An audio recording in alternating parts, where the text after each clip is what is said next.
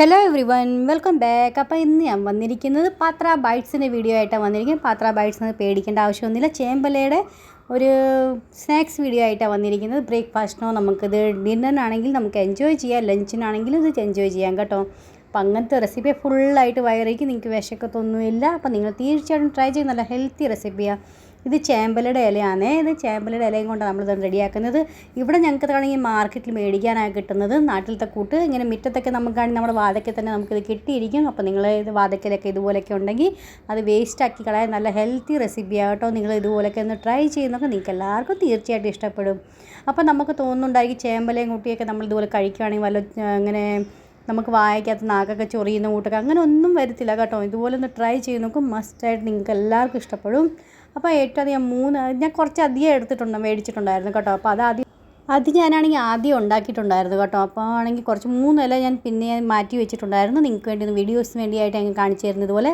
അപ്പോൾ ശരിക്കും ട്രഡീഷണൽ രീതി ഇങ്ങനെയല്ല കേട്ടോ. ഓരോ ഇലയ്ക്കകത്ത് നമ്മൾ മാവ് പുരട്ടിയിട്ട് ഇങ്ങനെ ഒന്നിൻ്റെ മണ്ടയ്ക്ക് ഒന്ന് വെച്ച് നമ്മൾ മാവെല്ലാം പുരട്ടിയിട്ട് പിന്നെ ഉരുട്ടി നമ്മളങ്ങനെ റോളാക്കിയിട്ട് നമുക്ക് അങ്ങനെ നമ്മൾ ഇത് വേവിച്ചെടുക്കുന്നത്.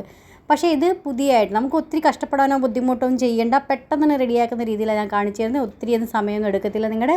അപ്പോൾ അതുകൊണ്ട് അതിന് ട്രഡീഷണൽ രീതി നിങ്ങൾക്ക് കാണണമെന്നുണ്ടെങ്കിൽ ഞാൻ നേരത്തെ എൻ്റെ വീഡിയോ അപ്ലോഡ് ചെയ്തിട്ടുണ്ട് കേട്ടോ. എൻ്റെ ചാനൽ തന്നെ നിങ്ങൾക്ക് തീർച്ചയായിട്ടും കിട്ടിയിരിക്കും. അങ്ങനെ ഉണ്ടെങ്കിൽ നിങ്ങൾ സെർച്ച് ചെയ്ത് നോക്കിയാൽ മതി. അപ്പോൾ ചേമ്പലൊക്കെ നന്നായിട്ട് കഴുകി അതിൻ്റെ എത്രയൊക്കെ വലിയ തണ്ട് നമുക്ക് നാരൊക്കെ ഉള്ളൂ. അപ്പോൾ നമുക്ക് റോൾ ചെയ്ത് മുറിക്കാൻ പറ്റത്തില്ല, പിന്നെ കടിക്കാനൊക്കെ നമുക്ക് ബുദ്ധിമുട്ടായിരിക്കും. അപ്പോൾ അത് കാരണം അതൊക്കെ മുറിച്ച് കളയണം. കട്ടിയുള്ള മാത്രം മുറിച്ചാൽ മതി കേട്ടോ, കട്ടി കുറഞ്ഞ് മുറിക്കേണ്ട ആവശ്യമൊന്നുമില്ല. അപ്പോൾ നമുക്ക് അതെല്ലാം മുറിച്ച് വെച്ച് കുറച്ച് ഒരു പിടി മല്ലിയിലയും കൂടെ ഞാനാണെങ്കിൽ അത് അരിഞ്ഞ് വെച്ചിട്ടുണ്ട്. എല്ലാം കഴുകി വാഷ് ചെയ്തിട്ട് ശേഷം ഞാൻ എടുത്തേക്കുന്നത് കേട്ടോ. പിന്നെ ഒരു ചോപ്പറിനകത്ത് 5-6 പച്ചമുളക്, 3 അല്ലി വെളുത്തുള്ളി, ഒരു കഷ്ണം ഇഞ്ചി, ഇത്രയും കൂടി നമ്മൾ ചോപ്പ് ചെയ്തെടുക്കുക.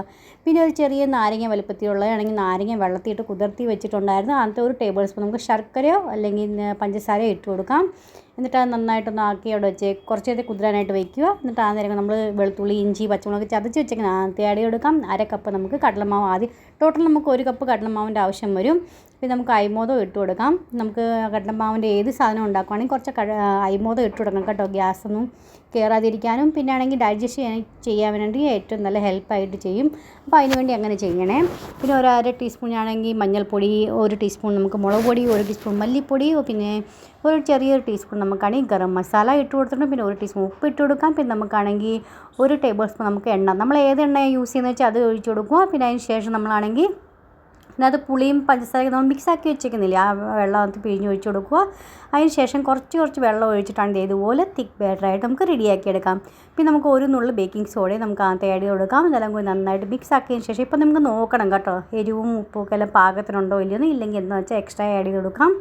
പിന്നെ അത് കഴിഞ്ഞിട്ട് നമുക്കാണെങ്കിൽ ഏത് പാത്രത്തിൽ നമ്മൾ സ്റ്റീം ചെയ്യുന്നത് വെച്ചാൽ അതിനകത്ത് നമുക്ക് കുറച്ച് ഓയിലും കൊണ്ട് ഗ്രീസ് ചെയ്ത് കൊടുക്കുക. അതിന് ശേഷം നമ്മൾ ഇതേപോലെ ബാറ്ററി ഇട്ട് കൊടുക്കുക. എന്നിട്ട് നമുക്കാണെങ്കിൽ ഒരു 15 മിനിറ്റത്തേക്ക് 15 തൊട്ട് 20 മിനിറ്റുള്ളിൽ നമുക്കിത് വെന്ത് കിട്ടും കേട്ടോ. നമുക്കാണെങ്കിൽ എന്തെങ്കിലും സംശയമോ കാര്യങ്ങളോ ഉണ്ടെങ്കിൽ പിച്ചാത്തിയോ അല്ലെങ്കിൽ ഒരു ടൂത്ത് പിക്കോ എന്തെങ്കിലും വെച്ചൊന്ന് കുത്തി നോക്കിയാൽ മതി. അപ്പോൾ പെട്ടെന്ന് തന്നെ ഹൈ ഫ്ലെയിമിൽ വെച്ച് ചെയ്താൽ മതി. പെട്ടെന്ന് തന്നെ 15 മിനിറ്റ് കൊണ്ട് റെഡിയാക്കിയിട്ട് എനിക്ക് ഒരു 15 മിനിറ്റ് കൊണ്ട് റെഡിയാക്കിയിട്ടുണ്ടായിരുന്നു. പിന്നെ അതേ ആയി കഴിയുമ്പോൾ തണുക്കാനായിട്ട് മാറ്റി വെക്കുക. തണുത്ത് കഴിയുമ്പോൾ നമുക്ക് ചെറിയ പീസാക്കി നമുക്ക് മുറിച്ചെടുക്കും. ഒത്തിരി ചെറുതല്ല, പൊടിയായിട്ടല്ല, ഒരു മീഡിയം പീസായിട്ട് നമുക്ക് മുറിച്ചെടുക്കണം. എന്നിട്ട് അത് മാറ്റി വെക്കുക. ഒരു കടായിലേക്ക് കുറച്ച് എണ്ണ ഒഴിച്ച് കൊടുക്കാം. അതിനകത്ത് 1 ടീസ്പൂൺ നമുക്ക് കടുക് ഇട്ടിടും. കടുക് പൊട്ടി കഴിയുമ്പോൾ നമുക്ക് കുറച്ചാണെങ്കിൽ വെളുത്ത എള്ള് നമുക്ക് അത് 1 ടേബിൾ സ്പൂൺ ഇട്ട് കൊടുക്കാം. ഇനി നമുക്കത് 1/4 ടീസ്പൂൺ മഞ്ഞൾപ്പൊടിയും 1/4 ടീസ്പൂൺ ഉപ്പും ഇട്ട് കൊടുക്കാം. ഇതെല്ലാം കൂടി നന്നായിട്ട് ഇപ്പോൾ നമുക്ക് എരിവൊക്കെ കഴിക്കാൻ പച്ചമുളക് കടിക്കാൻ ഇഷ്ടമുണ്ടെങ്കിൽ കുറച്ച് 2 പച്ചമുളകും നടുകെ കീറി അതും ഇട്ട് കൊടുക്കണേ. എന്നിട്ട് വേണം നമുക്ക് ഈ പാത്ര ബൈറ്റ്സ് അതിനകത്ത് ഇട്ട് കൊടുക്കാനായിട്ട്. നന്നായിട്ടൊന്ന് സോട്ടേ ചെയ്ത് കൊടുക്കുക. അപ്പോൾ അങ്ങനെ നമ്മുടെ പാത്ര ബൈറ്റ്സ് റെഡി ആയിട്ടുണ്ട് സെർവ് ചെയ്യാനായിട്ട്. നിങ്ങൾ തീർച്ചയായിട്ടും ട്രൈ ചെയ്ത് നോക്കണേ.